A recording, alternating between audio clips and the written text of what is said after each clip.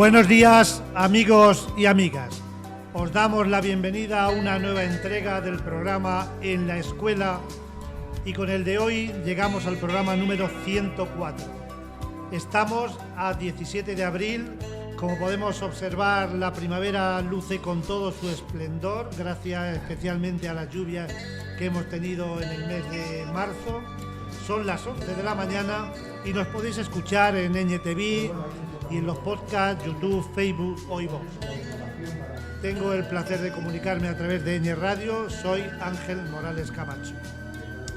Dedicamos el programa de hoy al mundo laboral, al mundo del trabajo y en concreto a una persona que, bajo mi punto de vista, responde al perfil de emprendedor, puesto que con su iniciativa ha logrado poner en funcionamiento una empresa en nuestro pueblo, algo que realmente no es sencillo, que genera bastantes puestos de trabajo y que, como vamos a poder escuchar, sigue en proceso de crecimiento y de innovación. Todo ello, en gran parte, se debe a la personalidad de quien hoy nos acompaña. Vamos a charlar con Javier Benito, la persona que dirige la empresa INSA Metal, con sede en nuestro pueblo y que realiza trabajos no solo por toda España, sino que también se mueve o tiene proyección internacional. Hablando antes del programa, dice que esta noche, sin ir más lejos, tiene que viajar hasta Ámsterdam para ir a una feria del sector. Y antes de empezar el programa, agradecer el control del sonido y de la música a José, que además, como podemos escuchar, nos va a aportar datos históricos y curiosidades acerca de la fecha de hoy. Buenos días, José. Buenos días, Javier. Hoy estamos miércoles 17 de abril, primavera en el hemisferio norte, otoño en el hemisferio sur. Es el Día Internacional de la Hemofilia, Día Mundial de la Lucha Campesina, Día de la Apreciación de los Murciélagos y Día Europeo de la Información Juvenil. Y ahora vamos con las efemérides de este 17 de abril, que comenzamos en 1942, donde se firman las capitulaciones de Santa Fe, en la que los Reyes Católicos y Cristóbal Colón acuerdan las condiciones del viaje a Asia para adquirir especies. Un 17 de abril de 1865 detienen a Mary Stuart en Estados Unidos por participar en el asesinato de Abraham Lincoln y será la primera mujer ejecutada por el gobierno federal de Estados Unidos. Un 17 de abril de 1924 se crea en Estados Unidos la empresa cinematográfica Metro-Goldwyn-Mayer. En un 17 de abril de 1964, Jean Buck se convierte en la primera mujer en completar una vuelta al mundo aérea en solitario. Un 17 de abril de 1969 detienen por el asesinato de Robert Fitzgerald Kennedy, hermano de John Fitzgerald Kennedy, a Shiran Shiran, inmigrante palestino quien a día de hoy aún permanece en prisión. Un 17 de abril de 2011 en Estados Unidos se emite el primer capítulo de la primera temporada de la aclamada serie Juego de Tronos. Y un 17 de abril del 2014 se descubre el primer planeta extrasolar de tamaño parecido a la Tierra en una zona habitable de otra estrella por el telescopio espacial Kepler de la NASA. Ángel. Bueno, José, pues muchas gracias por estos datos y por preocuparte de buscar estas efemérides que nos refrescan la memoria y nos traen anécdotas interesantes para recordar. También agradecer la difusión que hacen en las redes sociales de Paulino y Antonio. Pero bueno, vamos con el programa de hoy, vamos con la persona que hoy nos acompaña en el estudio, que es Javier Benito Sánchez de la Nieta. Buenos días, Javier.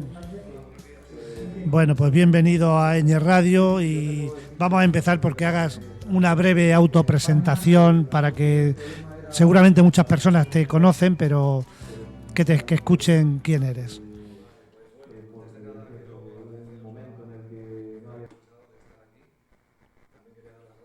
A todos los oyentes que nos estén escuchando. Y bueno, pues eso, comenzar pues con mi agradecimiento por haberos acordado de mí en este programa, que para mí es la verdad importante. Y bueno, pues soy Javier Benito, como bien has dicho, me has definido como emprendedor. Bueno, pues sí, puede ser que sea emprendedor. Tengo una empresa aquí en Villarrubia que es Insametal, como bueno, mucha gente conocerá seguramente. Y nada, pues soy de aquí de Villarrubia desde siempre. Yo comencé trabajando desde muy joven con mi padre y nada, pues poco a poco he ido ahí viendo el sector del hierro, del acero y poco a poco he intentado abrirme camino de la mejor forma posible y en cosas que verdaderamente me gustan y que me apasionan. Y nada, pues encantado de hoy poderte contar lo que...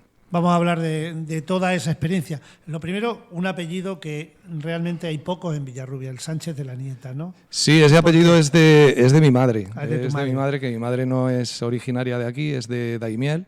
Uh-huh. Y bueno, pues el apellido Sánchez de la Nieta es un poco peculiar porque no hay muchos, ¿no? No hay muchos, bueno, pero como cada persona somos fruto de lo que hemos vivido a lo largo de nuestros años de existencia, y las experiencias en aquellos primeros años, lógicamente, nos marcan mucho. Vamos a empezar a hablar un poco de tu infancia, de los años que pasaste en la escuela. Me imagino que estudiarías la EGB. ¿Dónde estudiaste la EGB? Pues yo estudié EGB en el colegio Andrés Villalobos Beltrán, que se llamaba entonces, que ahora es Virgen de la Sierra.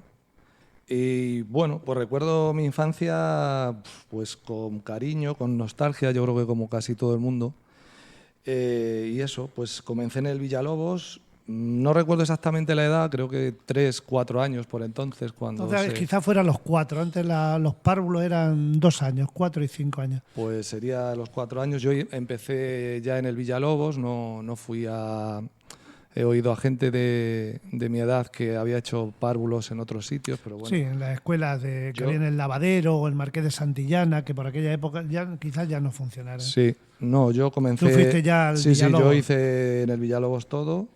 Recuerdos, pues por ejemplo, de mi primera profesora, que yo creo que nunca se olvida, se llamaba Doña Pilar. Por entonces a todos los profesores se les decía Doña o Don. Sí.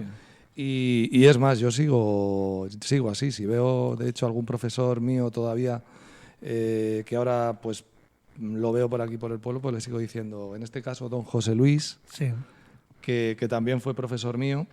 Pues eso, comencé con ella, creo que estuve un par de años. Luego después llegó otra profesora mía que también la recuerdo muy bien, que se llamaba doña Adela. Creo que la tuve hasta tercero. Y a partir de tercero ya empecé con don José Luis Muñoz, que bueno, aquí en Villarrubia le conocemos por cariñosamente el apodo de su mujer. Por Barenca. Sí. No sé si estará escuchando, pero es un saludo para él. Sigo cuando le veo pues saludándonos y tal. Él me recuerda y bueno, yo también. Y ya la verdad es que le tuve de tutor hasta que acabé la EGB. Hasta octavo. Entonces es que no había límite, los profesores podían estar de tutor un montón de años. Luego ya se fueron acotando aquello y ya como mucho podía estar 4 años y ahora son 2 o 3, ¿no? Sí, me daba clases de matemáticas, eso lo recuerdo perfectamente. Y bueno, aparte de eso, pues hacía de tutor. Teníamos luego otro profesor que fue don Jesús, no recuerdo el apellido, que era de Fuente el Fresno, que comenzó dándonos clases de inglés. Fuimos la primera clase que dio inglés en Villarrubia, porque hasta entonces se daba francés. Sí. Nosotros comenzamos con el inglés, con este hombre. Y bueno, recuerdo que incluso a nuestra clase venía gente recuerdo gente que había venido recientemente de Madrid. Y claro, como de Madrid se daba por entonces inglés y en Villarrubia el único colegio que daba inglés, o por lo menos que comenzó a dar inglés fue nuestra clase, pues recuerdo de que venían chicos mayores a nuestra clase, se sentaban allí y daban clase cuando teníamos inglés. Sí, que era una clase abierta, ¿no? Sí. Aparte que en nuestra clase yo recuerdo que éramos 41. 41. Lo recuerdo perfectamente. Sí, 41 personas. Y bueno, pues eso, recuerdo eso así con nostalgia, con emoción, no sé cómo llamarlo. No es fácil el control de 41 chicos y chicas. Pues la verdad es que sí. Bueno, tú lo sabes mejor que nadie, que vienes de... Sí, que pero bueno, eres con tanta cantidad yo no he trabajado nunca. Sí, 30 sí, pero bueno, estamos hablando... Pues éramos 41, lo recuerdo perfectamente. Yo era en la lista el número 3, que también lo recuerdo. Y bueno, y luego había una cosa muy curiosa en la clase que yo la recuerdo también con añoranza y a veces lo he hablado con algún amigo mío, compañero, y era que hacíamos una especie de asamblea una vez a la semana donde se instalaban 3 folios en una pared, donde se ponía en cada uno de los folios, uno era para felicitar, otro era para criticar y otro era para proponer. Fijaos que entonces eso era un adelanto para el tiempo en el que estábamos. Eso es una propuesta hablamos de hace abierta. 35 años seguramente. Sí, propongo, felicito y critico Eso es una es. idea innovadora. En aquel solo ahora, tiempo, eso viene de un pedagogo francés que es Freinet y ahora quizás no habéis visto la película El maestro que prometió el mar. No, es no una la he película visto. que se ha visto, es recomendable. Está basado un poco en la idea, luego tiene unas connotaciones históricas, pero bueno, sobre todo la filosofía aquella de una escuela más abierta, donde los chicos y las chicas tengan más protagonismo, que eso en definitiva es lo que se hace con eso. Claro. Lo que luego leeríais lo que ponía y... Claro, recuerdo que ahí en esos folios, que era un simple folio Sí. pegado en una pared, yo recuerdo que las clases entonces en el Villalobos eran contiguas una con la otra y solamente las separaba una pared de una puerta corredera. Así. Sí. Porque claro, si algún profesor algún día faltaba o no estaba o tenía que irse a otra clase, se abría la puerta y se controlaba los dos grupos. controlaba las 2 clases. Imagínate 2 clases de 41. Eso es complicado. Sería complicado, sí. Pero me alegro que ya tenga ese recuerdo. Sí, tengo ese recuerdo y se hacía los viernes, entonces la escuela era mañana y tarde, yo estaba hasta las 5, igual que de 3 a 5. supongo que todo el mundo entonces. Y se hacía los viernes por la tarde esta asamblea. La llamábamos asamblea. Sí, Nos sentábamos en círculo, toda la clase, no en nuestras mesas, sino hacíamos espacio y nos sentábamos con nuestra silla en un círculo. Se nombraba a un coordinador que normalmente era alguien que se había felicitado en estos papeles o que se había propuesto para que fuera fuese el coordinador. Que casi siempre era la misma persona, sí. Pero bueno, era cosa de niños. Y nada, pues se hacía esta especie de asamblea. Me imagino que leíais lo que había escrito, sí, claro, y debatíais sobre eso.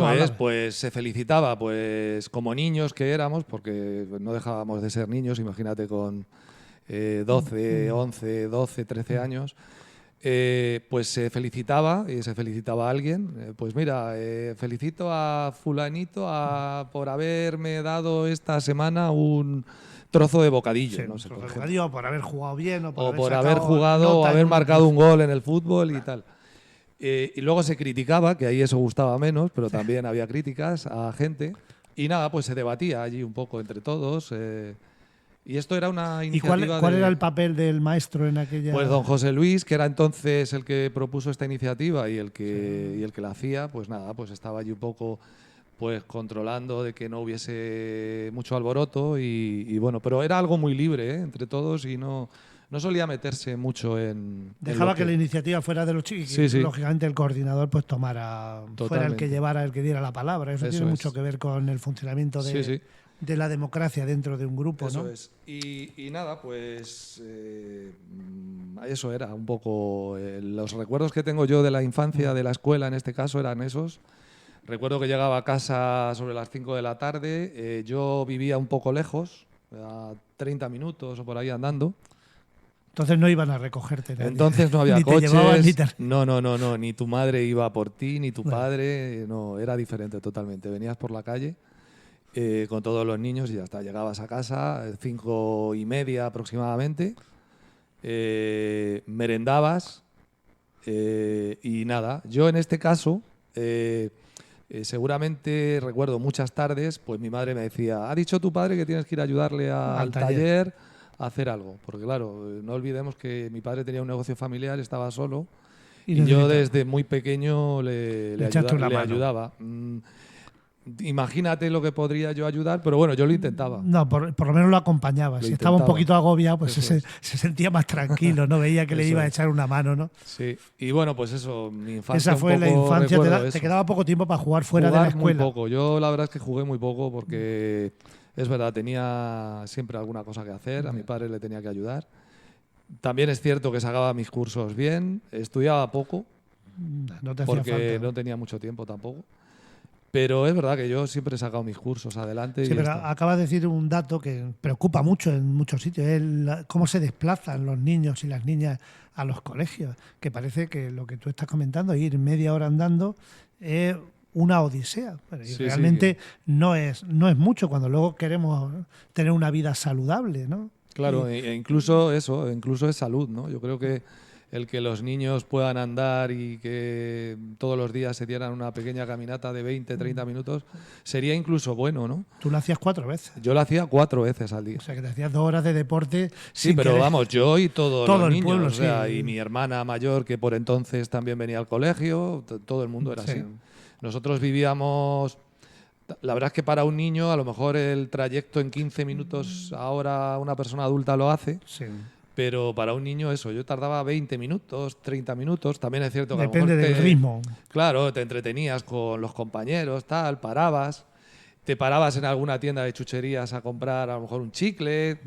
Por entonces en la calle América, yo vivía por los barrios de la calle América, calle Mira la Sierra exactamente. Sí.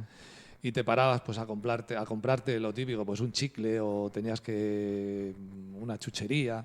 Cuando había, claro, cuando tu madre te daba algo, algo para eso, que tampoco era todos los días. Bueno, vamos a seguir. Entonces ya está claro que no seguiste estudios medios. No seguí. Porque ya la exigencia del taller era más. Claro, acabé el colegio y nada, me puse a trabajar con mi padre. Muy bien. Vamos a escuchar una canción que querías que oyéramos.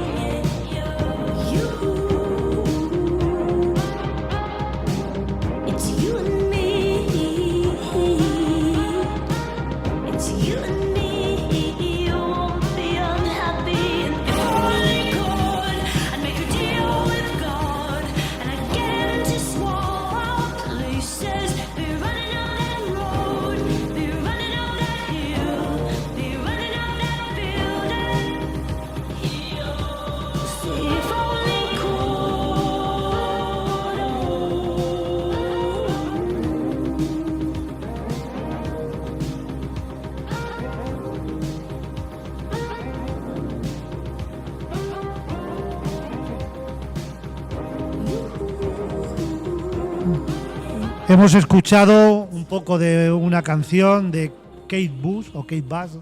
Creo que tu nivel de inglés es mejor que el mío. No, Cuéntanos por qué esta canción que te recuerda o cuando. Pues esta canción de Kate Bush, el Raining on the Hill, me recuerda mucho a mi infancia, a los 80, en aquellos momentos en los que pues las radios eran diferentes a lo de ahora. Me refiero al aparato, a Sí. lo que es el equipo de música, que no existían, que eran unas radios pequeñitas, Transistores, negras, que se llamaban. transistores de aquellas de la época. El que la tenía. Ahí está. Y bueno, pues me recuerda a todo aquello, a aquella infancia en la que yo ya comenzaba a escuchar algo de música, llegabas a casa y ponías por entonces Radio Surco, que comenzaba a emitir. Y bueno, pues me recuerda un poco a eso. Luego, aparte, esta canción ha sido banda sonora de una serie en Netflix que es la serie Stranger Things, que bueno, aunque es una serie quizás un poco infantil para mí, pero a raíz de escuchar esta canción, la verdad es que me ha vuelto a recordar la infancia y por eso hoy he querido ponerla. Bueno, y también hay que recordar que también hiciste tus pinitos en aquella radio Altura, ¿no, Javier? Sí, yo también estuve en Cuenta radio. un poquito aquello, no sé el tiempo que estaría. Estuve en radio pues desde los 18 años más o menos hasta los 24 o 25. O sea, 6 años de… Sí, hacía un programa de radio los fines de semana que se llamaba, por cierto, Solo Fin de Semana. Ah. No me compliqué mucho para ponerle Bueno. el nombre. Y bueno, sí, la verdad es que estuve bastante tiempo. Que hacías música, ponías música. Sí, ponía música, sobre todo pop inglés, que es lo que más me gusta. Y era un programa un poco peculiar en cuanto a música, pero sí. Luego ya también hice mis pinitos como disc jockey y estuve sí. también bastantes años por ahí. Y ya me empezó a gustar un poco la música dance y un poco la música techno. Pero sí, hice mis pinitos en la radio y demás. La radio no fue tu mundo laboral, fue tu mundo de ocio. No fue mi mundo. Vamos a hablar de… Ya nos has anticipado tu experiencia laboral. Tu primera experiencia laboral fue de niño, ¿no? Estábamos hablando de los 11 años prácticamente ya. Colaborabas de alguna manera en el taller de tu padre, pero esa fue ya tu primera experiencia cuando ya tuviste algún tipo de contrato. ¿Cuál fue tu experiencia primera? La que tú recuerdas así. Pues no la que te decía tu madre, te ha dicho papá que te vayas a sí, echar que una me mano. vaya. Pues yo la primera experiencia laboral fue pues eso, 13 años más o menos, unos 13 años y medio, porque claro, yo cumplo los años en diciembre, a últimos casi, en mediados de diciembre, y yo siempre he sido pues de mi clase, como se dice aquí en el pueblo, de la quinta he sido el más pequeño. Sí, sí. Y yo salí con 13 años y medio o así del colegio, porque se salía en junio. Sí. A partir de ahí yo ya comencé a trabajar todos los días. Tenía pues mi trabajo, me iba con mi padre al taller. Nosotros le llamábamos taller, era una cerrajería. Y ahí fue mi primer contacto. Ahí ¿qué es lo que se hacía? Pues se hacía de todo, ¿no? Desde puertas, ventanas, las famosas portadas para los corrales, que hay tantos aquí en Villarrubia, y sobre todo muchas estufas. Mi padre hacía estufas de leña, que igual entonces había menos calefacciones que hay ahora en las casas. Era todo leña, o casi todo. Había muy poca gente que tuviese en casa una calefacción. Y mi padre pues se metió en ese mundo de hacer estufas y sí, hacía muchísimas. Sí, sí. Para Villarrubia, para los pueblos de alrededor. Y bueno, pues mi primer contacto con el hierro, con el acero así en serio fue ese. Sí. Empecé a ayudarle a mi padre en todo lo que podía y ya está. ¿Y ahí estuviste ayudando a tu padre? Ahí estuve pues hasta los 18 años que me fui al servicio militar, a la mili. Estuve 9 meses en Madrid, luego volví y mi padre en ese intervalo se trasladó a otro sitio, un poco más grande, que era en la carretera de Puerto Lápice, justo en lo que conoce mucha gente como el Caminillo Cascana o Senda Carabinas, que le han puesto ahora, por cierto, el nombre. Y ya ahí, pues, aunque seguíamos solos, porque no teníamos gente asalariada ni nada, pero bueno, ya ahí teníamos más amplitud y, pues eso, seguíamos haciendo lo mismo, cerrajería, pero sí. Las estufas ya, la verdad es que empezaron cada vez a desaparecer más, hasta que ya hubo un momento en el que no se fabricaban. Sí, desaparecieron prácticamente. Pero bueno, siempre teníamos muchísimas otras cosas que hacer. Sí. Y ahí estuve hasta los 27, 28 años, me casé. Seguí ahí otros 3 años o así, donde ya pues compré suelo ya en el polígono industrial. Sí, ya se había nuevo. aparecido el polígono industrial en Villarrubia. Eso es. Y ya pues ahí empecé un poco más mi carrera Ya- actual. Ya ahí, lo que te decía al principio, que te considero una persona emprendedora porque tuviste la iniciativa. Podía haber seguido, como muchas personas siguen, en el taller familiar de toda la vida, y esa es su proyección laboral. Tú decidiste. ¿Qué te animó a emprender? ¿Qué te animó a decir, bueno, me voy a ir al polígono industrial y voy a seguir a lo mejor un poco en el mismo sector, pero haciendo otras cosas? Pues sí que es cierto que el sector, al final el hierro, yo soy la tercera generación de mi familia en el hierro, porque eso no lo he dicho, yo tenía mi abuelo materno por parte de madre, fue el primer o uno de los primeros herreros que hubo aquí en Villarrubia. Pero no era de Villarrubia. No era de Villarrubia, era de Daimiel, y bueno, él era herrero, era un artista, como se llamaban entonces a los herreros. Bueno, hacía de todo. Yo recuerdo a mi abuelo incluso de hacer de una moneda un anillo. O sea, que era como dices tú, un artista, Era un artesano. Era un artista, artesano, ¿no? de la fragua, de los de siempre, de fragua, de... Sí, pero además era fino, ¿no? Sí, era fino. Y bueno, le llamaron de aquí de la antigua labradora, cooperativa labradora. Una de las que fue el germen de la actual El Progreso, ¿no? Estuvo aquí bastantes años, hasta que luego la labradora se fusionó con El Progreso. Sí. Y ahí a mi abuelo le buscaron otra vez desde Valencia, y se lo llevaron a un taller allí también, de jefe de taller y demás. Y nada, pues se instaló allí en Valencia. Toda la familia de mi madre se fue allí. Mi madre ya había conocido a mi padre y se casó aquí en Villarrubia. Y fue mi padre el que siguió un poco por su cuenta Del suegro, ¿no? la tradición del suegro, porque hay mucha gente que me dice que pues piensan que te mi viene padre por la rama era, paterna. eso ¿no? es, pero no, en realidad mi padre siguió un poco la profesión de su suegro, Que del trabajó, padre de mi madre. llegó a trabajar Trabajó con él, sí, trabajó con él un par de años, luego ya no sé si un par de años, 3, sí, bueno, 4. un tiempo de aprendizaje. Sí. Y luego, como ya mi abuelo se fue, emigró a Valencia, pues mi padre luego estuvo unos años en la construcción y demás. Instaló luego un tallercito pequeño, lo que te decía, que no voy a contarlo otra vez. Sí, bueno. Y luego... Sí. Pero así empezó. Yo soy la tercera generación, como decía. Y nada, pues llegó, yo estaba, como bien acababa de decir, ya había cogido un poco las riendas del negocio por mi cuenta y hacía mucha construcción, sobre todo obras un poco más grandes, de viviendas, de ventanas, de... Hacía más cerrajería para la Sí, construcción. ya me movía un poco fuera de Villarrubia, me voy a nivel Ciudad Real, Madrid. Y llegó el 2008, la crisis del 2008, donde las viviendas el boom inmobiliario empezó a paralizarse. Y nada, pues sentí que el sector inmobiliario estaba llegando a su fin, o que era un momento de explorar nuevas oportunidades. Y la verdad es que fue entonces cuando me llamó la atención el mundo de la obra civil, especialmente las carreteras, autopistas, líneas de trenes, la alta velocidad, que bueno, aquí la conocemos mucho como el AVE. Sí. Y captó mi interés y nada, pues comencé a investigar sobre las necesidades que había en este sector, de descubrir pues cosas de hierro, de vallados, de pantallas acústicas, que entonces eran una novedad porque es verdad que no existían.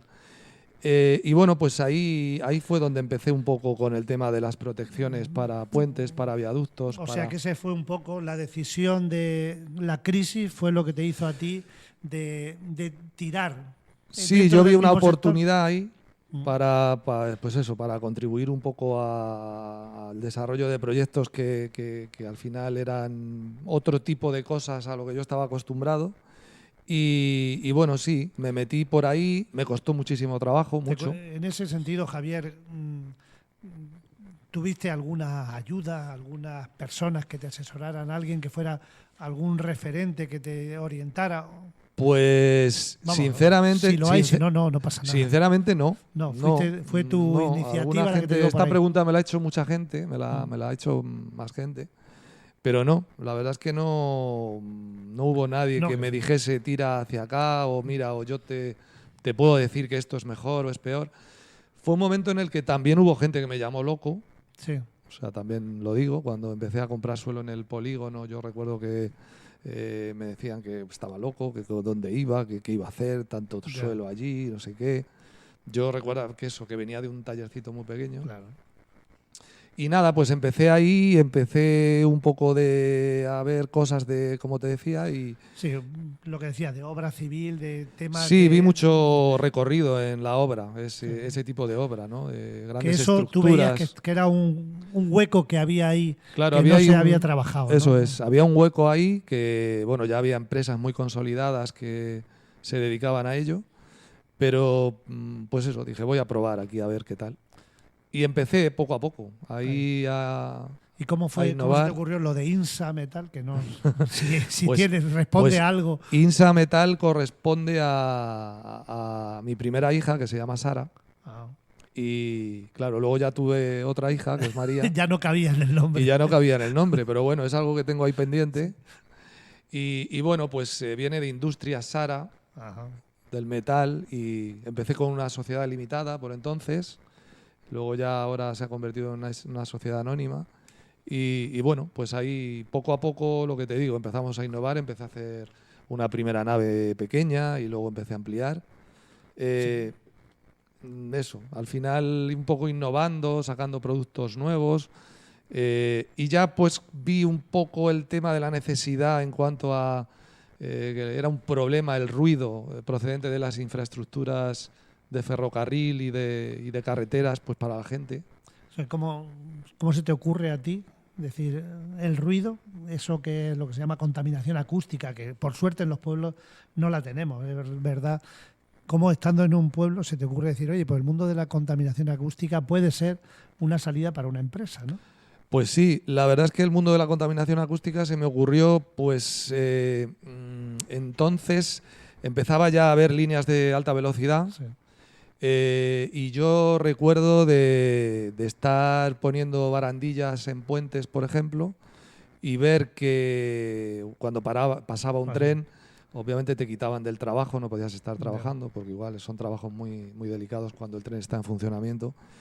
Y sí que veía yo que eso hacía un ruido enorme, y sí que veía pues que había viviendas muy cercanas a las vías, que también es verdad que ya Europa empezó un poco a controlar todo aquello, la gente que vivía muy cerca de los focos de ruido. Y ahí un poco empecé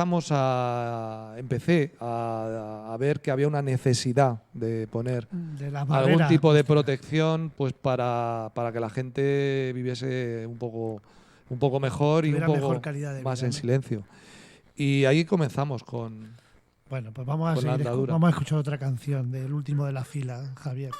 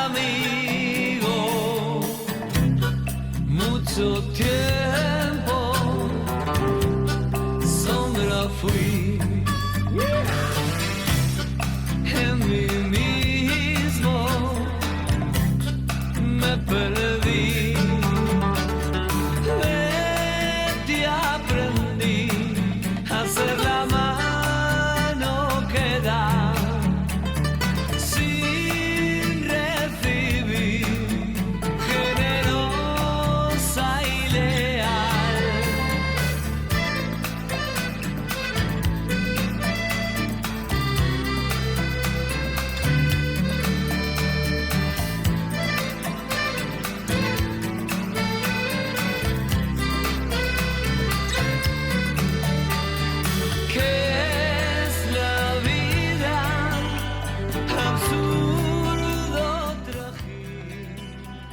Y bien, Javier, el último de la fila y esta canción de En mi pecho. Pues esta canción, si tuvieran que darme a elegir 2 canciones favoritas en mi vida, esta sería una, sin dudas. Probablemente, no me atrevería a decir la primera, pero sí que la segunda como máximo. Me recuerda a una época mala, en la que tuve una pérdida importante de un buen amigo mío, de mi mejor amigo, y al sacar esta canción, el último de la fila, que fue por entonces, además es que prácticamente coincidió en el año, pues se convirtió en una canción esencial para mí. Un himno casi, ¿no? Sí, sí. Un referente para siempre. Y la verdad es que la llevo ahí y me gusta mucho. Aparte que es que el último de la fila y Manolo García en concreto es uno Son de tus favoritos. De mis grupos favoritos, sí. Muy bien. Vamos a volver al mundo de la empresa. Has dicho ya cómo te iniciaste, cómo se te ocurrió tirar por ahí y como empresa o como empresario, ¿qué objetivos te planteas o te has planteado? Por supuesto no vamos a hacer aquí una exposición de todo lo que pretendes, pero bueno, cuando empezaste, ¿qué querías y cómo ha ido evolucionando esos objetivos con el tiempo? Vale, antes de nada quiero hacer un inciso, vale, para que no se me malinterprete. Por el tema de las pantallas acústicas ya existían en Europa, no es un invento mío. Ya, bueno, no, sí, ya es cierto que en España estaban muy atrasadas y había muy poca pantalla y se sabía muy poco al respecto y demás, pero la pantalla acústica ya existía. En Europa existía, bueno, sí, es que ya si fueras inventor no. sería otra dimensión, ya te tendría. Sí, ahí está. Entonces no, por si acaso se malinterpreta que inventé yo muy bien, las muchas pantallas. Gracias por la aclaración. Objetivos de Insametal, pues a ver, mis objetivos, nosotros siempre, y así lo intento inculcar en la empresa, pues excelencia en calidad de producto, siempre hay que intentar pues tener una calidad máxima. La innovación continua, porque es cierto que en el tema de pantallas acústicas hay que estar innovando constantemente. De hecho, tenemos un departamento de I+D que funciona muy bien y que está continuamente innovando en cuanto a pantallas, a materiales, a diseños. ¿Investigáis sobre materiales? Investigamos mucho sobre el material. Luego son unos productos que tienen que estar muy bien ensayados, muy bien testados, homologados. Hay que tener en cuenta que una pantalla, aparte de absorber el ruido, tiene otra misión, que es aguantar velocidades tremendas de viento, sobre todo en líneas de alta velocidad. Hablamos de velocidades de succión del tren al paso de 300 kilómetros por hora. Ya no es solo el viento que produce ese tren, sino la succión que produce. Entonces hablamos de unas estructuras que tienen que estar muy bien diseñadas, muy bien ensayadas. Todo se ensaya en laboratorios acreditados por ENAC. Estamos acreditados por ENAC, de hecho, para todas las fabricaciones que hacemos.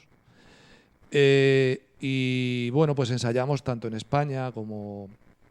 Es verdad que, como decía, España, aunque se está poniendo mucho las pilas y está muy avanzada en esto en cuanto a acústica, le queda mucho camino por recorrer. Nosotros ya ensayamos en laboratorios europeos, en Francia, en Alemania sobre todo.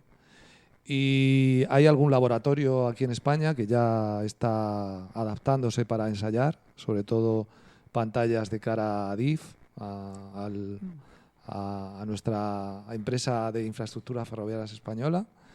Pero bueno, hay mucho camino por recorrer todavía. Y entonces la innovación para nosotros es importantísima, pues estamos constantemente desarrollando y intentando meter nuevas metodologías para mejorar los productos, para mejorar los procesos. Javier, cuando habléis de esa innovación, departamento de I+D que tenéis, hay unas personas concretamente sí, claro. en Villarrubia que... Hay gente de Villarrubia, sí. Bueno, la persona que lleva ese... empresa, ¿no? Sí, la persona que lleva ese departamento en concreto es de Villarrubia, el director del departamento, que es Samuel.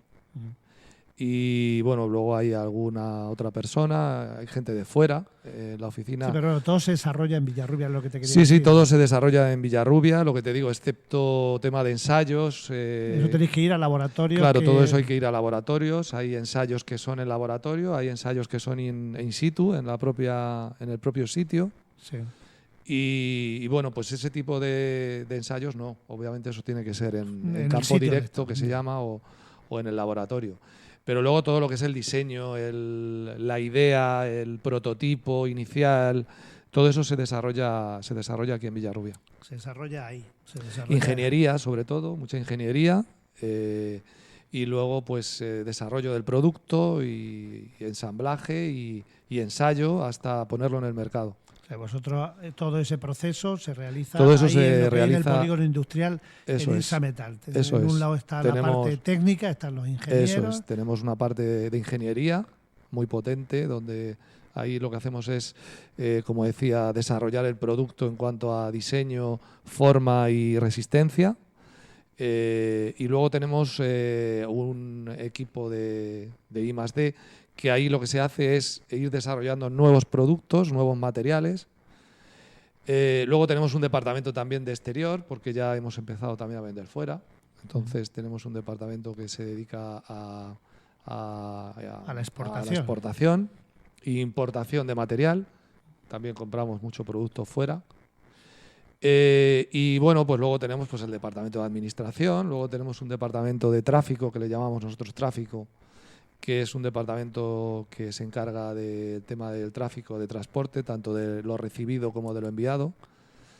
Sobre todo de cara a España, pues aquí en España montamos mucha pantalla también, que obviamente hay que llevarla hasta la obra, hasta el destino, y que hay que montarla.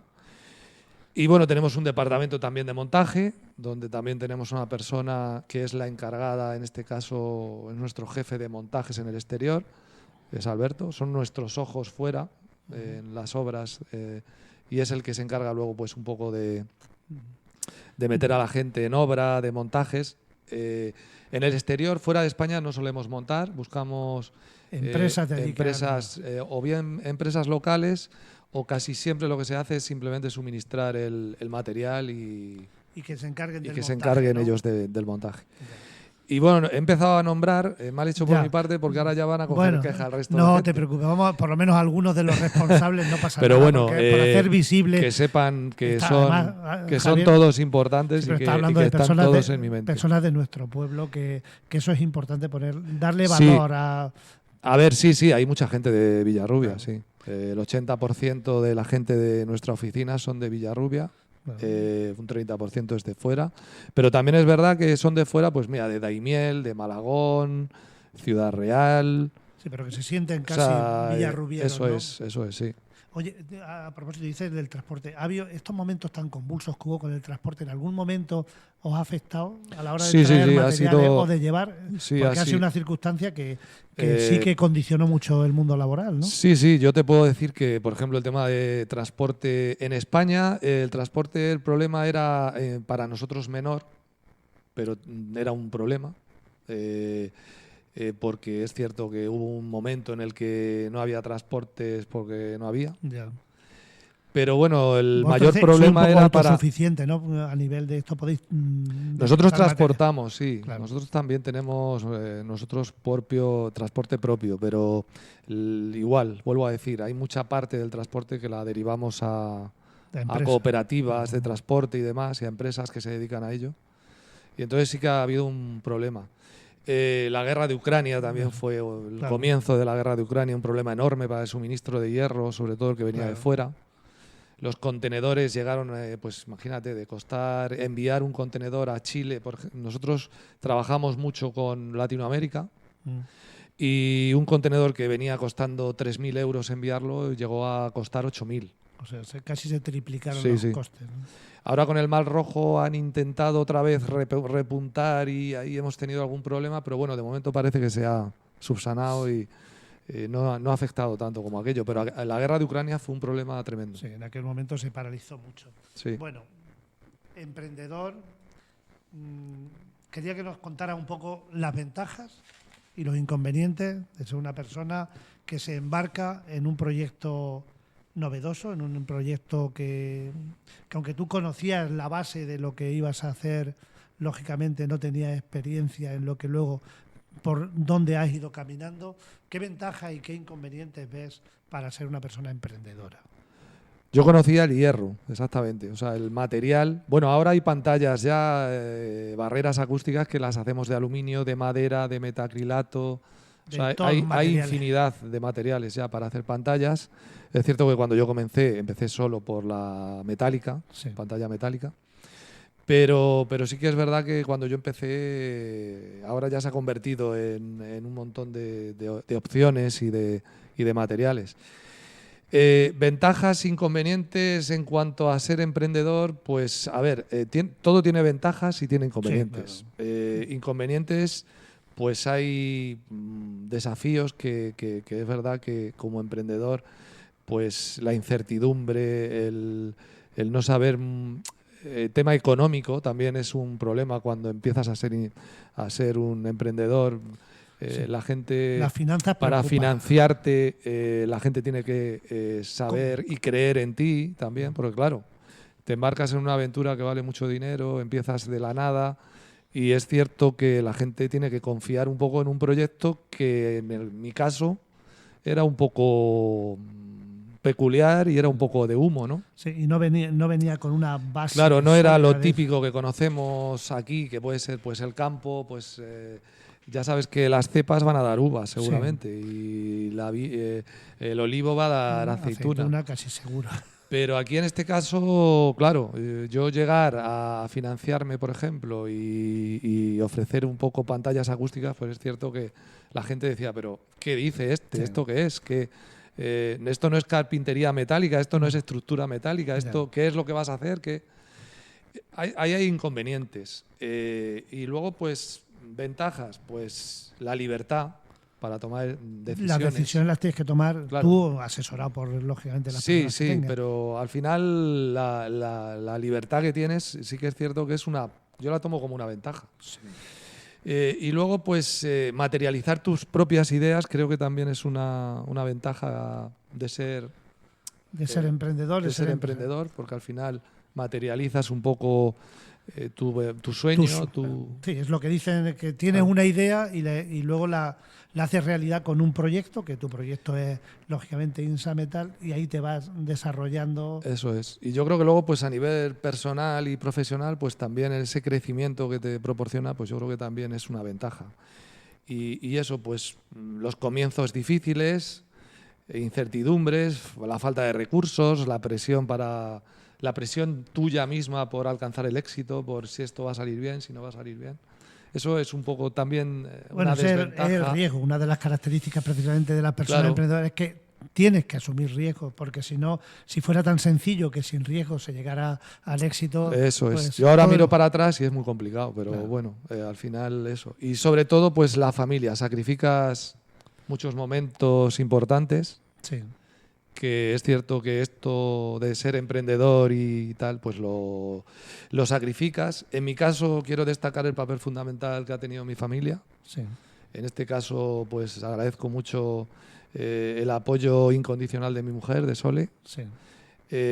También quiero agradecer, o más que nada que me perdonen mis hijas por el tiempo que no he podido pasar con ellas. Bueno, pero el tiempo, Javier, te voy a decir que si el tiempo que se está es de calidad, al final se valora, se intenta, y se ve, ¿no? Claro, intentas el poco tiempo que tienes y que te deja, pues al final lo intentas que sea de calidad, pero es verdad que eso también es un inconveniente de ser emprendedor. Y sobre todo si te mueves, que dices que me consta que te tienes que mover a muchos sitios, muchas veces, ¿no? Eso es, yo me muevo mucho. Bueno, aparte es que yo soy una persona que me gusta mucho el movimiento, me gusta mucho viajar, ir al sitio, también me gusta conocer gente, conocer proyectos nuevos.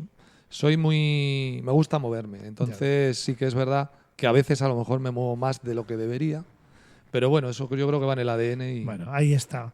Bueno, vamos a hacer un pequeño inciso. Además de trabajar en este mundo de Insa Metal, ya nos has dicho tu afición por la música.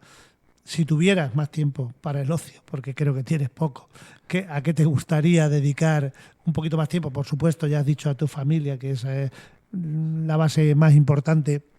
¿Qué actividades de ocio son las que te gustaría ocupar un poco más tiempo del que dedicas?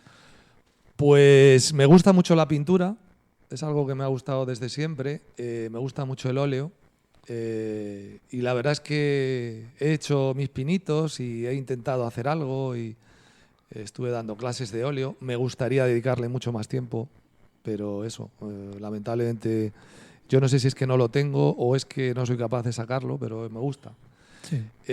Me gusta también leer bastante, leo cuando puedo, cuando tengo algún rato, cuando te permiten tus papeles, que tendrás que leer muchos papeles eso. de tu negocio. Entonces, ¿no? Pero bueno, eso.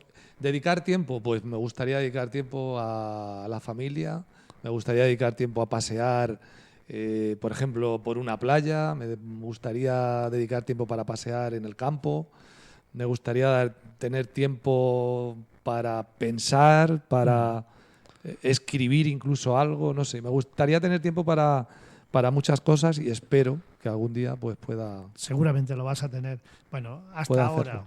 creo que has hecho mucho, has avanzado mucho en la empresa.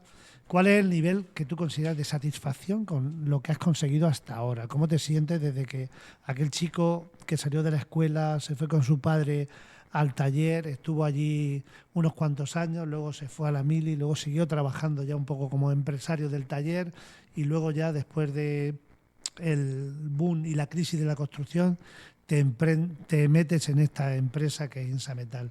¿Cuál es el nivel de satisfacción con lo que has conseguido hasta ahora, Javier? A ver, nivel de satisfacción, yo estoy increíblemente satisfecho con lo que he hecho, la verdad. No soy una persona demasiado avariciosa, no sé, quizás esa sea una de las claves de si se puede llamar éxito. Creo que un emprendedor igual no tiene que ser demasiado ambicioso, pero no avaricioso. Exactamente, yo creo que tienes que tener ambición por lograr tu objetivo, pero no, como dices tú, avaricioso. Entonces yo me siento satisfecho. Lo que más me llena, pues el impacto positivo que quizás lo que fabrico produce a parte de la sociedad, porque es verdad que el vivir al lado de, pues imagínate, al lado de una estación de tren, al lado de una vía de alta velocidad, que sabemos que las grandes ciudades lo tienen. Sí. Aquí en Villarrubia obviamente el ruido no es un problema. Ya. Yo me acuesto por la noche y no oigo absolutamente nada. Y te despiertas y oyes los pajarillos todavía. Pero hay personas que en las grandes ciudades sobre todo pues viven al lado de una M30, una M40 en Madrid. Tú imagínate lo que sería eso sin pantallas acústicas, que es verdad que ha habido muchos años donde no existían, donde no estaban. Ahora estamos constantemente poniendo pantallas por todos sitios y es verdad que eso me llena de satisfacción, el saber que mejoramos la calidad de vida de personas y que protegemos también de alguna manera el medio ambiente en cuanto a nuestra empresa, que intentamos fabricar todo pues de una manera sostenible. No sé, yo creo que la satisfacción puede llegar a ser sí, esa, desde mi punto de vista. Por un lado lo personal, por otro lado lo social y la salud de las personas. Y acabas de decir una palabra que me interesa, el tema de sostenible. O sea, como el tratamiento de los materiales que utilizáis, el nivel de contaminación que pueden producir, ¿cómo lo controláis todo Nosotros eso? Desde hace ya varios años, creo que son 5 años, tenemos la ISO 14001, estamos homologados para podemos decir que cuidamos los vertidos, que cuidamos lo que hacemos, que los materiales en la mayoría de las ocasiones proceden de materiales reciclados.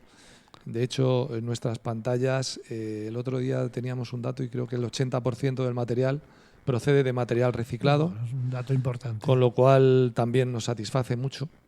Y es importante, al obtener la certificación, la ISO 14001, la verdad es que eso quiere decir que hacemos las cosas contaminando lo menos posible dentro de lo que es, y creo que eso es importante.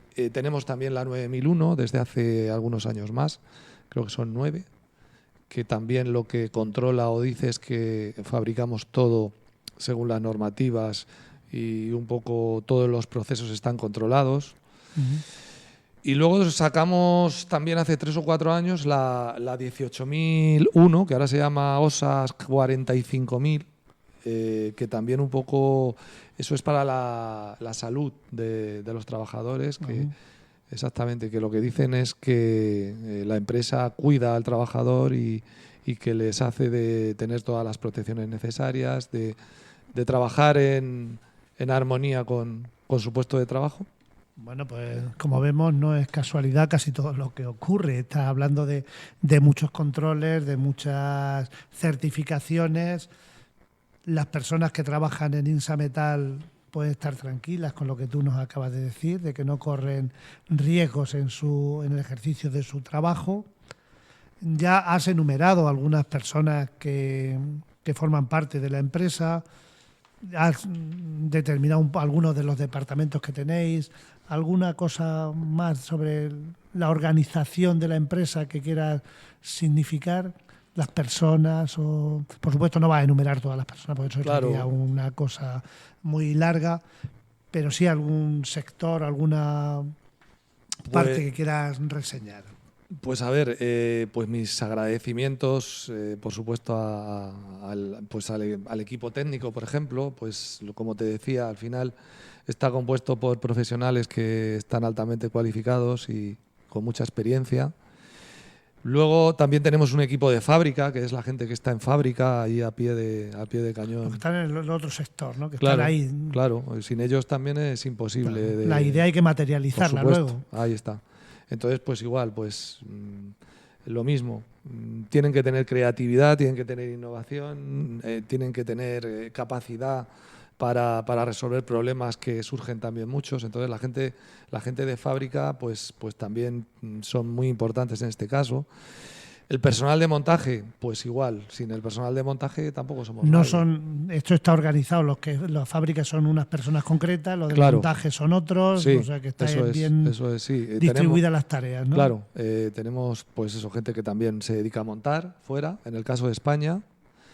Y bueno, pues en resumen, no sería posible, yo creo que nada sin hasta la persona que va a hacer la limpieza entre semana, que va 3 veces a la semana, creo que eso, o 4 veces, igual, también es lo mismo de importante que una persona del equipo técnico. Al final, yo creo que cada uno aporta un poco su granito de arena. Todos son necesarios.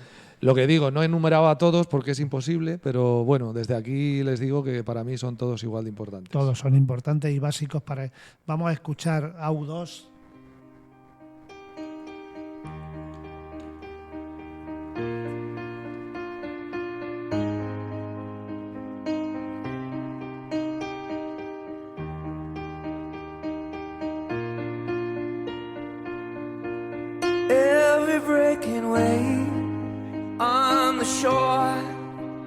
Tells the next one there'll be one more, and every gambler knows that to lose is what you're really there for.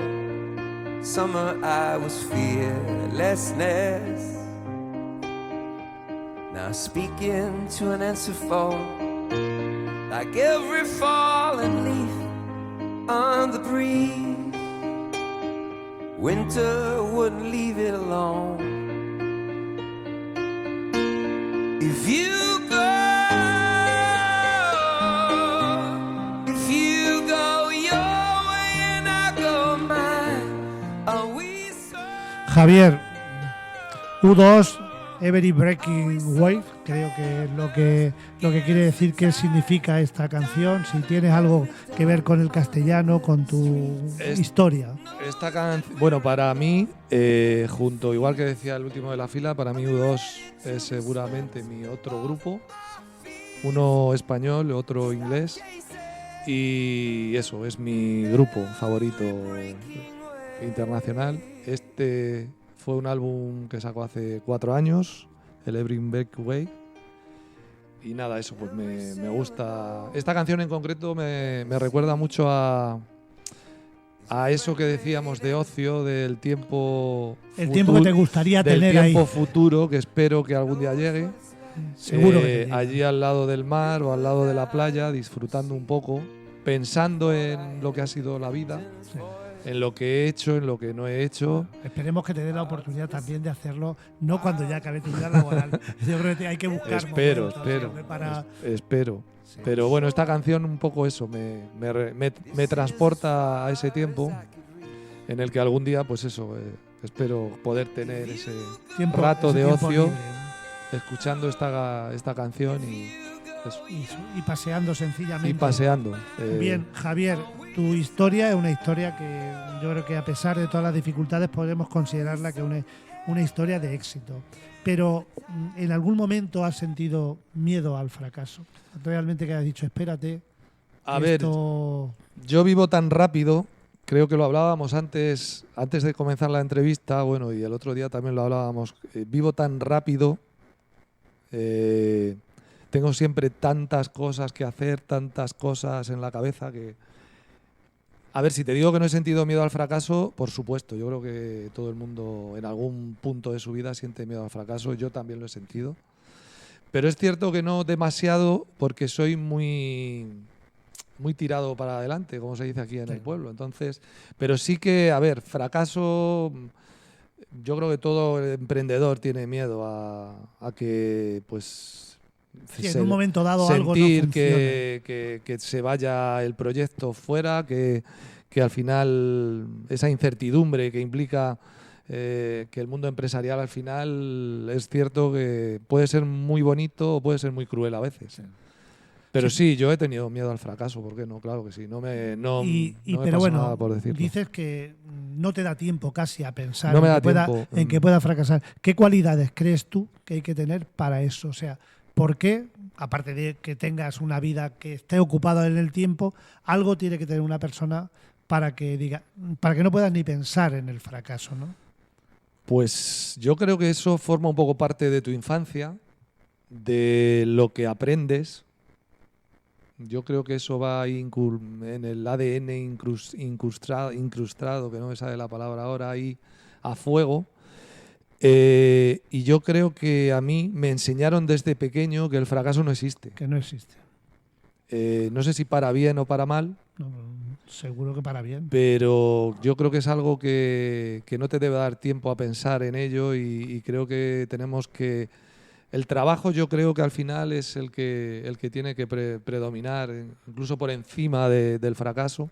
Y creo que debemos todos, pues eso, dejar el fracaso a un lado, ponerte a trabajar y si llega el fracaso, bueno, pues afrontarlo de la mejor forma posible y ya está. Sí, a veces se aprende fracasando. Sí, también. Es que la palabra fracaso yo me atrevería equivocándote, ¿no? Yo me he equivocado muchas veces. El aprendizaje en el error es algo que claro. Yo he estudiado. Es importante el ensayo y error. O sea, sí. Los niños y las niñas tienen que aprender mucho equivocándose. O sea, dejándolos que actúen, que tomen las decisiones solos y si se equivocan, caen en el error y se supera. O sea, eso es el error de aprendizaje puede ser creativo y que puede ser, por supuesto, muy rico. Bien, ya nos has dicho que trabajáis por muchos sitios de España, que también trabajas por el extranjero. ¿Cómo haces en tu empresa el marketing? ¿Cómo lleváis el tema del marketing en la empresa para que podáis abarcar todo lo que hacéis? Si es que hacéis algún marketing. Pues la verdad es que el marketing tenemos a una persona, pero es externa, no es de la empresa, es una persona externa que se dedica un poco al tema del marketing de la empresa, al tema de página web, al tema de productos, al tema de un poco la creatividad de logotipos, Entonces un poco el desarrollo de la marca, de nuestra marca concreta, pues sí que es cierto que tenemos a gente que nos ayuda en ese aspecto, ¿no? Pues yo creo que al final contenido, pues creando un poco contenido de alta calidad, que al final el contenido en fichas, en productos, la verdad es que las páginas web hoy en día son, yo creo que un escaparate perfecto, sobre todo para salir fuera. Y bueno, pues redes sociales. Es cierto que ferias, por ejemplo, yo como te decía, esta noche vamos a una feria de nuestro sector, la única que hay a nivel mundial. Y bueno, Ese pues, es un gran escaparate. es ¿no? un escaparate. Este año nosotros no vamos a exponer. La idea es exponer el año que viene. Y bueno, pues ahí es cierto que un poco también forma parte de nuestro marketing. Aparte también pertenecemos a la BMG, que es una asociación, la única asociación que hay de fabricantes de pantallas acústicas europea. Estamos 15 fabricantes en Europa. En España solamente estamos 2 o 3 empresas que se dedican un poco a nuestro A ese sector. sector. Nosotros estamos desde hace unos 8 años en esta empresa, en esta asociación. Estamos bastante bien vistos allá, les gustan nuestros productos. Tenemos reuniones periódicas con ellos, tienen sede en Bruselas. Y un poco, pues, también te vale mucho como marketing ese tipo de asociaciones. También pertenecemos a una que hay aquí en España, que en realidad se denomina como una asociación de fabricantes de pantallas acústicas, pero bueno, hay más que fabricantes de pantallas, también hay fabricantes de materiales que sirven para fabricar pantalla. Pero bueno, yo creo que todo eso al final te ayuda a desarrollar un poco la marca. No es poco lo que estás diciendo. O sea, si en España estáis 2 o 3, si en Europa solo hay 15, eso significa pues que estáis en la punta de lanza de este sector, ¿no? Sí, es un mercado, como te decía, bastante complicado, bastante en cuanto a diseños, a verificaciones, a homologaciones, pero sí, no estamos demasiados en el mercado. Ya. Bueno, antes hemos hablado ya de la importancia de tu familia. Ya para ir acabando, 2 preguntas que te hago. ¿Recomiendas a cualquier persona o a una persona que sean emprendedoras? ¿Y cómo ves el futuro de INSA Metal concretamente para ir cerrando el programa? Pues que si recomiendo ser emprendedor, yo siempre recomiendo ser emprendedor, ¿eh? Lo que pasa que es cierto que, bueno, pues emprender es una decisión que bueno, depende de muchos factores. Situación personal, profesional, financiera, emocional, no sé. Creo que sí, creo que yo recomendaría ser emprendedor. Creo que en principio planteárselo, luego ya uno que se quede donde quiera, ¿no? Lo que pasa que sí, tienes que tener pasión, tienes que tener motivación, tienes que tener mucha tolerancia, tienes que tener algo de habilidad, porque también es cierto que algo de habilidad empresarial tienes que tener. Y bueno, pues luego también es verdad que te tienes que rodear de una red de gente, de apoyo, que tanto familiar como incluso amigos a veces, ¿eh? Yo creo que también, pero yo sí lo recomendaría emprender, ¿por qué no? ¿Crees que es importante? Puede ser una experiencia gratificante. ¿Crees que es importante la paciencia, la confianza? Muchísimo. Y el creer que lo que estás haciendo es lo más importante. Claro, eso es como cuando tienes un hijo. Tu hijo es el number one, ¿no? Claro. Pues esto es igual, tienes que creer en tu producto, porque si no crees tú, nadie va a creer. Bueno. Pero sí, yo creo que yo aconsejo eso. Yo creo que puede ser enriquecedor, pero también es cierto que puede ser es un reto. Empezábamos diciendo que es un reto, que es un riesgo, pero que lógicamente en la vida para crecer hay que asumir riesgos. Eso el mundo poco cambiaría, ¿no? Yo creo que al final todo tiene riesgo. El campo tiene riesgo. O sea, al final viene una nube de piedra y ya están las cepas con las uvas y tal. Yo creo que todo tiene riesgo en esta vida y nada, creo que cada uno... yo creo que todo el mundo debería emprender, fíjate. Sí. Es lo que creo, que todo el mundo debería emprender. En algún momento, ¿no? Sí. No necesariamente en el mundo de la empresa. Sino eso es, en cualquier cosa. Cualquier iniciativa que quieras llevar a cabo, que no te dejes siempre llevar por los que están ahí alrededor. Claro. Que tengas decías una palabra, que ser emprendedor para ti es tener libertad. Libertad, sí. Eso es. Yo para mí creo que ser emprendedor es libertad. Aunque conlleve luego otras cosas que te gusten menos, pero la libertad creo que es importante. Bueno, Javier, pues yo voy a ir acabando. Gracias, Javier. Hemos pasado un rato muy agradable. Ha sido un placer compartir estos minutos dando importancia a tu espíritu emprendedor. creo que debemos agradecer tu actitud en el mundo laboral, la facilidad que nos has dado para poder acceder a ti. Gracias por el tiempo que has dedicado a este programa y a la preparación del programa, que también nos hemos dedicado algún rato antes. Y espero que sigas en esta línea de progreso, de innovación y de emprendimiento que tanta falta hace en la sociedad actual, no solo en nuestro pueblo, sino en muchos más sitios, ¿no? Es verdad, yo creo que sí, yo creo que hace falta eso, en nuestra sociedad en sí, que hubiera ahí un germen... para seguir adelante con todas estas cosas. Eso bueno. es. Yo quiero agradeceros a ti, a José, me habéis atendido súper bien, la oportunidad de compartir mi historia, porque al final esto es mi historia. Sí, hemos contado toda tu historia en fascículos. Ha sido para mí, es un placer estar aquí, poder hablar sobre Insametal en este caso, sobre el trabajo que hacemos.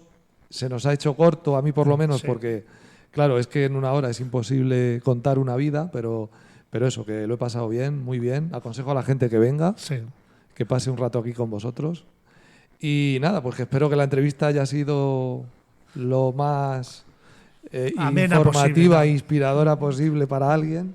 Y si con eso hemos ayudado a alguien a que emprenda en los próximos años, Que sea bienvenida. pues que sea bienvenida. Otro día hablaremos de la proyección esa internacional, porque dice que te vas a una feria. Me hubiera gustado poder hablar de todo eso, pero creo que vamos a tener oportunidad en otro momento, a pesar de tus ocupaciones pero cuando pase unos meses a lo mejor es un buen momento para hacer un balance por eso de la feria, lo que supone ir a congresos, ir a ferias internacionales, que parece que en Villarrubia no nos movemos, y yo me alegro mucho de que una empresa de Villarrubia tengáis esa proyección y que además me consta, no hemos hablado tampoco, que hablé hace un tiempo de tus relaciones con la universidad, con la investigación. Sí, pero, hemos dejado cosas en el tintero. Eso también es otra, en muchas cosas nos hemos dejado en el tintero, pero bueno, eso, cuando tú quieras, cuando queráis, yo estoy encantado de venir aquí otro rato y seguimos hablando. Eso bueno, es. Ha sido un placer. A las personas que nos escuchan, si tenéis algún tema o alguna pregunta relacionada con educación, cultura, llamar al 641-129-829 o dejad vuestro mensaje. Y antes de acabar, José, gracias por tu paciencia, por tu